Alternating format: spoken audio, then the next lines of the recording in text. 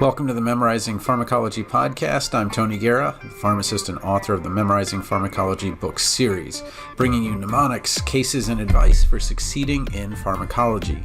Sign up for the email list at memorizingpharm.com to get your free suffixes cheat sheet or find our mobile-friendly, self-paced online pharmacology review course at residency.teachable.com/p/mobile. Let's get started with the show. Hey, welcome to the Memorizing Pharmacology podcast. Our pharmacology course is half full here at Des Moines Area Community College for fall. So as you're going through summer, if you feel like you may not make it, see if you can't enroll. Again, it only takes a day. You just become a guest student, but you're welcome to sign up for pharmacology there. If you are maybe pre-med or pre-pharmacy or pre-something, this fall is the first time I'm going to be teaching SDV 108, so it's Student Development 108, the college experience, which is normally like an orientation course to the college, but because I've always helped pre-professional students, whether it's PT school or pharmacy school or med school and all that stuff, a lot of those students like to join me. So it's SDV 108 and it's section WWT. So if you want to get that kind of advice about what courses to take and those types of things, I can help you there. It's just a one-credit online class, and anybody can take it. Something I'll talk about a little bit more as well is cross-enrollment, which is if you are a full-time student at DMAC, you're welcome to take one course up to 3 credits at Drake, Iowa State, or Grandview in the fall and spring semester. And what that does is it makes not only their advisors available to you, you get, I think, even an email to the college, but what it allows you to do is kind of, one, see if that's maybe a college that you'd like to go to finish up your 4 years.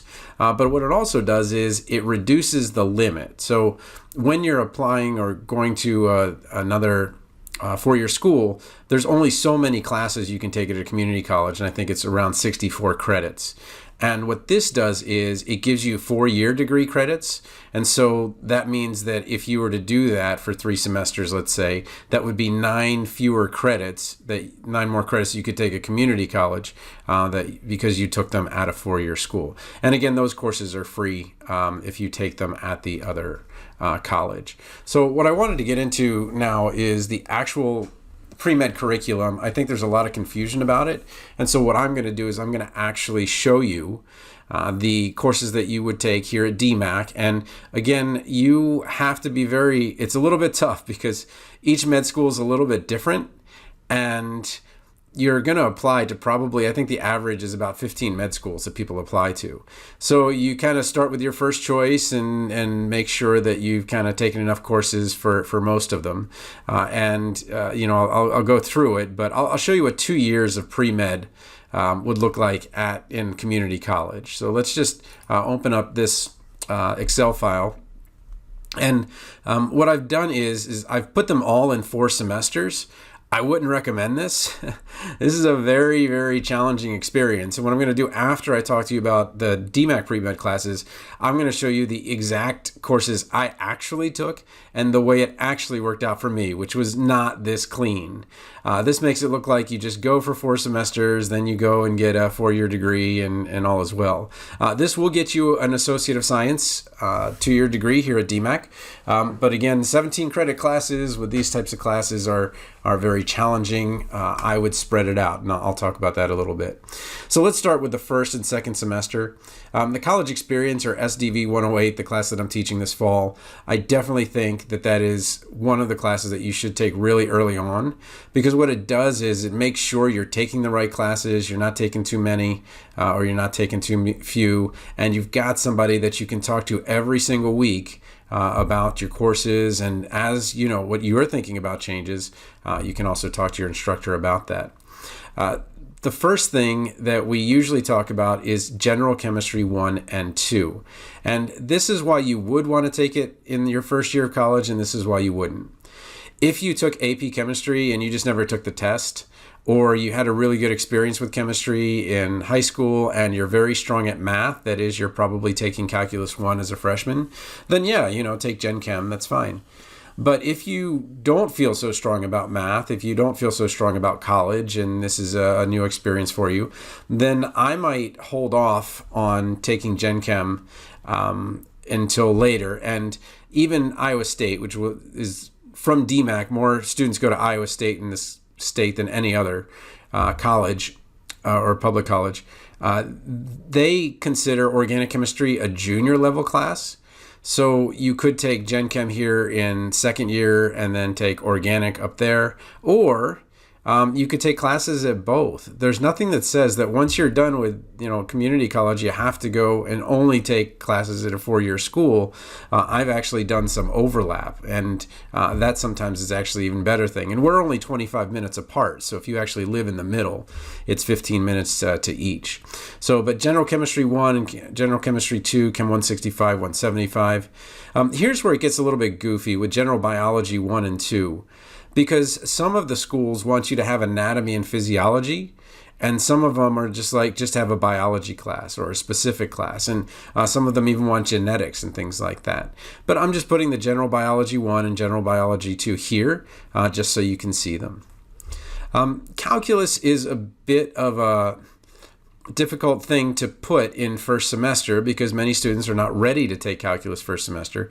I had already taken it in the summer of my just after my junior year as an audit, and then I took it again in the fall and I passed it, and then I really struggled with calculus 2, and I'll talk about my story later. But generally either calculus 1 or statistics, you can pick which one. Statistics would probably be a better freshman year class or first semester freshman class than calculus 1. But if I had put it in the second semester, then it would have added up to having 19 credits, and that would have been a lot. So calculus 1, statistics usually spread out in the first year. And then comp 1, just having introductory composition, something that uses a different half of your brain. So then we go into semester 2, we're going to do the same thing, Gen Chem 2, Gen Biology 2, the other math. And then here's where you kind of have to decide, sociology, psychology, this intro to sociology takes care of the diversity credit, which is one of the requirements to get that Associate of Science. And then it's a really big deal that you actually get the 2-year degree because a number of scholarships kind of depend on it. They know that somebody who's gotten a 2-year degree is more likely to persist through a 4-year program. And many colleges really are looking for the actual degree. So making sure to hit that. And then Comp 2, again, using the other part of your brain. But 2 17-credit semesters in your first year of college would be extremely difficult. But most students that are going to, especially in Iowa, many students that are going to high school in Iowa are taking college classes. So they may have already taken Comp 1 and Comp 2. And that would have made it so that you only have 14 credits each of your first 2 semesters, which is around what I was taking, somewhere between 12 and 14. And then maybe you've already taken sociology or something like that. Again, so important to have somebody in your corner just kind of talking you through everything, making sure that everything that you've done in high school aligns with what you're doing in college and so forth. Okay. The second year would be Organic Chemistry 1, Organic Chemistry 2, General Physics 1, General Physics 2, and this is the non-calculus based physics that I'm talking about. And then Intro to Psych, Intro to Ethics, and then Principles of Microeconomics and Fundamentals of Oral Communication. Again, these hit all of the requirements for an Associate of Science degree. And you say, well, why are you saying AS, not AA? Well, the Associate of Arts is really more humanities-based, and PreMed is super science-based. So Associate of Science tends to hit all of the things. But this is the same it's similar for pre-pharmacy, pre-physical therapy, and some other things like that. The reason I talked about the cross-enrollment is because we don't have biochemistry as a junior year class because we don't have junior year classes here. But in that situation where you've got cross-enrollment, you would be able to take like biochemistry at Iowa State University, which I believe is only 3 credits without the lab. And often they don't even want the lab one. They just want that you've taken biochemistry. So that is a possibility. And I believe you would actually take the class for free, although you'd have to pay for your own books. And then here's where it comes down to that biology. Does the school want anatomy and phys 1, anatomy and phys 2? Are you thinking about a biology degree? Those are each 4 credits. Micro is 4 credits. And then I teach a pharmacology class because it's amazing that you take so many classes for pre-med, but so few of them actually help you with medical school. So biochemistry would, pharmacology would, to some extent organic chemistry does, to some extent psych does, but really many of the classes have very little to do with the actual course content you'll have in med school. And then many of the students that I have also are either going to be nursing majors or they're thinking about physician assistant. But that's what it looks like, on the page where you're going to have 4 semesters, get your 2-year degree, all as well. I'm going to show you what it really looks like, okay? This is what pre-med really looks like. Well, at least it did for me. And don't worry about the years. It's a long time ago, but it's actually amazingly the same. So the summer that I was between my junior and senior year, I thought I might want to be an engineer. I thought I might want to be a physician. Again, I really didn't know what I have nobody in my family that was in these professions. My parents were both in computers. And I just said, okay, well, let me go see what a college class is like. I'd never been in a college classroom before. And I audited Calculus 1, where I would go to the class. I didn't take the tests. I could have if I wanted to. But the reason why I audited it was because I had an engineering camp in the middle of classes. And so there's no way I would have passed the class if I had, taken it for credit. So by auditing it, I got to know a little bit about courses, and that made things a lot easier. In the fall, I'd already been in the class. I kind of knew what was going on, and then I ended up with a B. But then I'd never gotten anything lower than a C. I did get a D at my midterm, but I brought it up to a C in one time. But I'd never gotten anything below a C, and all of a sudden, I got an F in Calculus 2. That's a really bad thing for 2 reasons, and it was unnecessary. First, I recognized that I was not passing the class early enough that I could have withdrawn. So the most important thing I can tell you here is that it's better to take a W than it is to take an F. And if you look at the rest of my courses, you'll see I've taken 3 Ws, no Fs, because I learned my lesson. And maybe I had to learn my lesson that way, but taking a 5-credit F is a really, really bad thing. And I did manage to get out of it by doing so well on the entrance exam, but let me talk more about this in a little bit. So then I go on to, 4-year school at the University of Florida, 3 Bs and 2 As.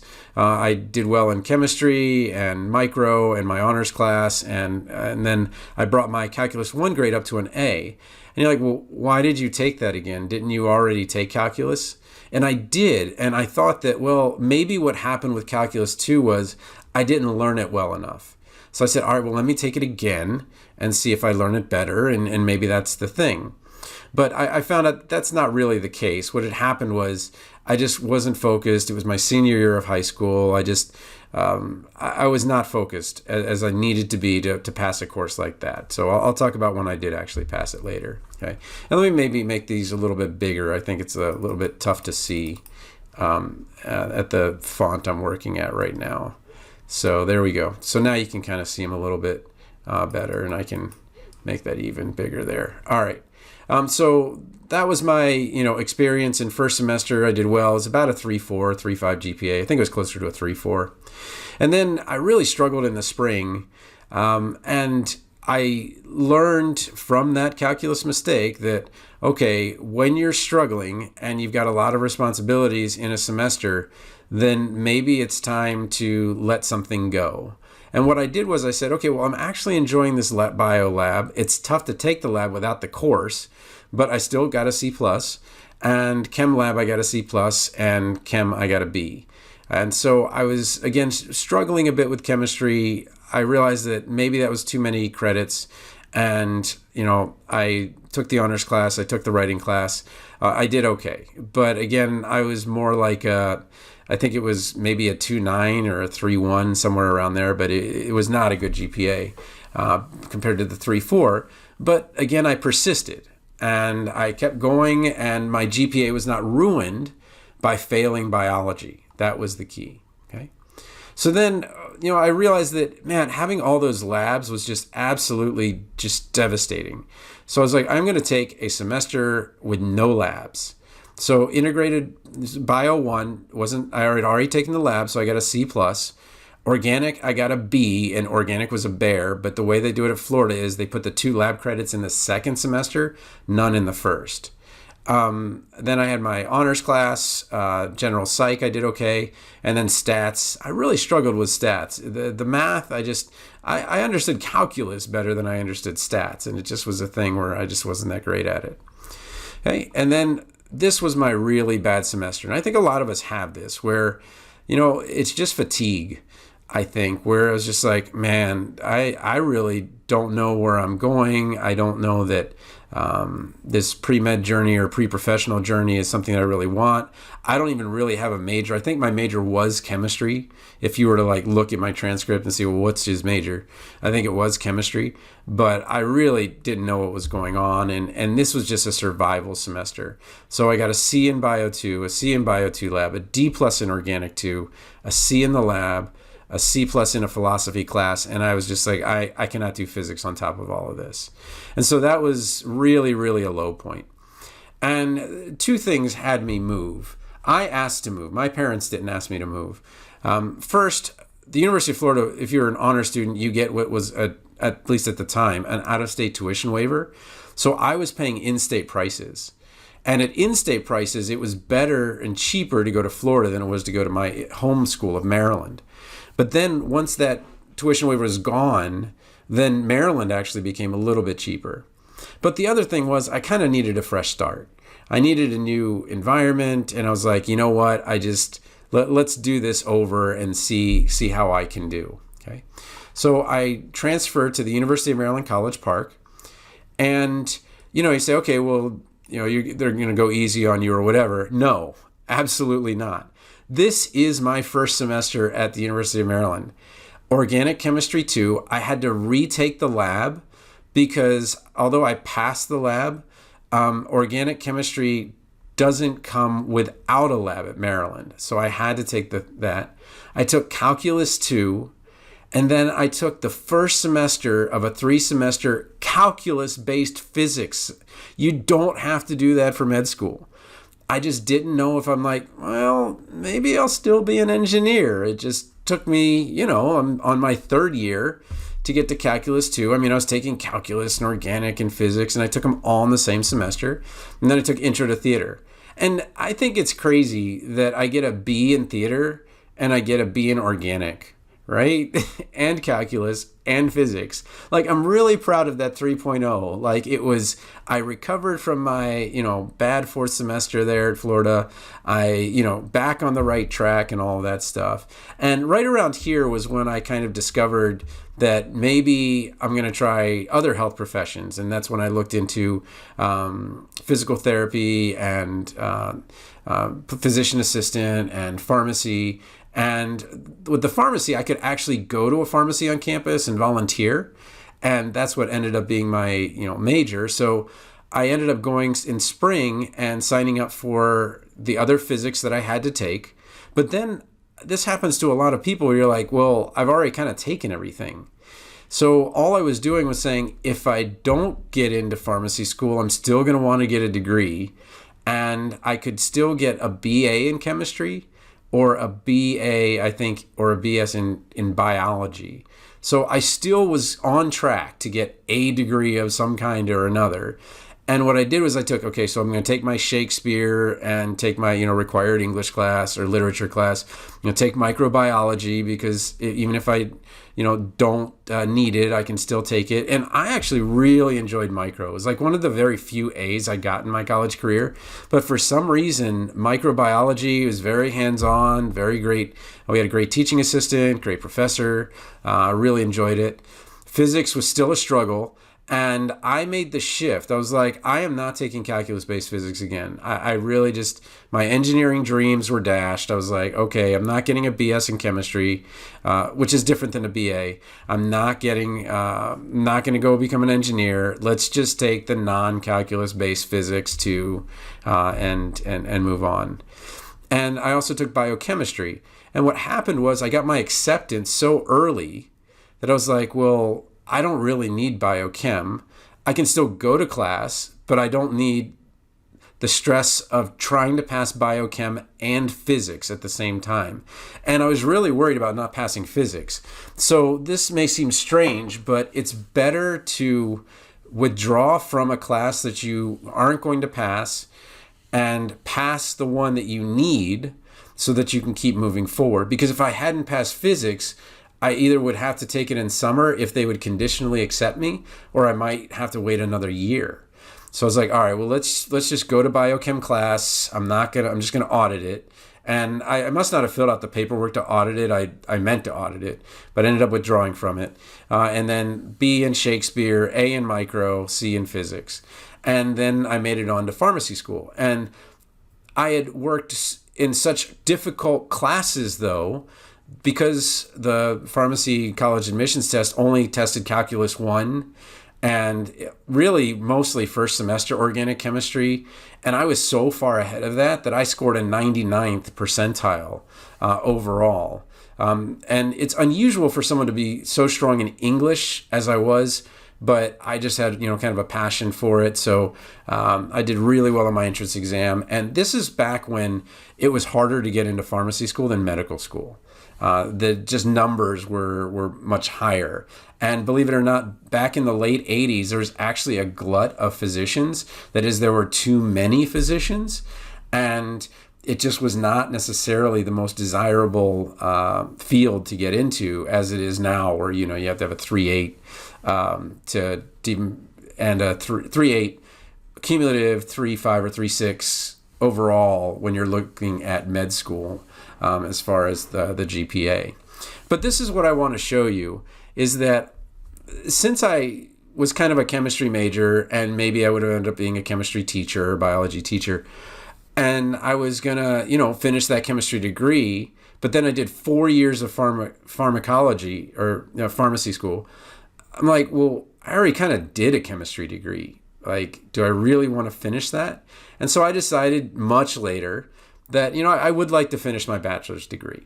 But I really did like the Shakespeare class and the writing classes and the theater class and all that stuff. So let's take a look at my English major, which I did finish at Iowa State, which is an engineering school. It's just so funny. But I want you to look at the grades. The only A- I received in my English classes was in grammar. So, my inability to do those, I just could not put grammar together in a way that I could get the full A. And so when you're looking at the best major for pre-med, the reality is that many of us are going to struggle with those chemistry classes, right? And the hard sciences, and there's a reason they're called the hard sciences.